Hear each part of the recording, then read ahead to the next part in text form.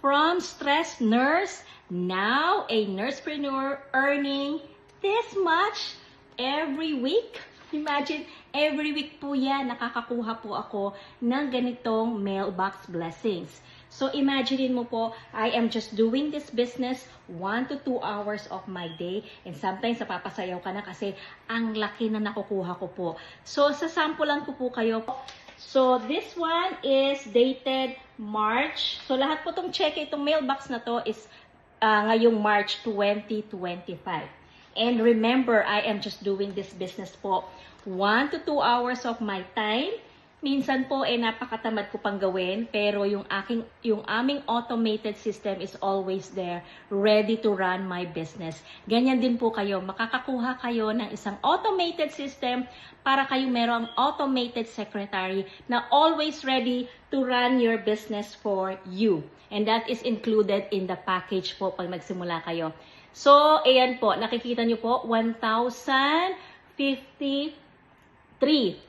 1,053 po sa isang cheque na nakuha ko today, and 1,053 is equivalent to my 1 week salary na po as a licensed vocational nurse dito po sa California. So sino po ang hindi mapapasayaw at mapapasigaw pag ganito yung kinikita mo on the side, and hindi mo kailangan siyang bantayan ng 24/7. At ang maganda po, hindi po kami nagbebenta dito. Yun ang nagustuhan ko po.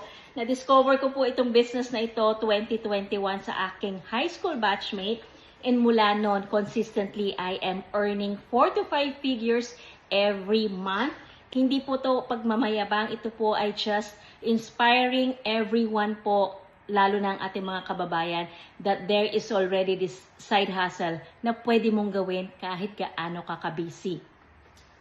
And another po, papakitaan ko po kayo ng isa pang cheque. This one is $345. Wow! And ano na to, more than a day sa aking sweldo as a licensed vocational nurse. And kaya naman po, noong October 2023, nag-decide na po akong mag-work from full-time now, part-time licensed vocational nurse in a home health agency dito po sa California.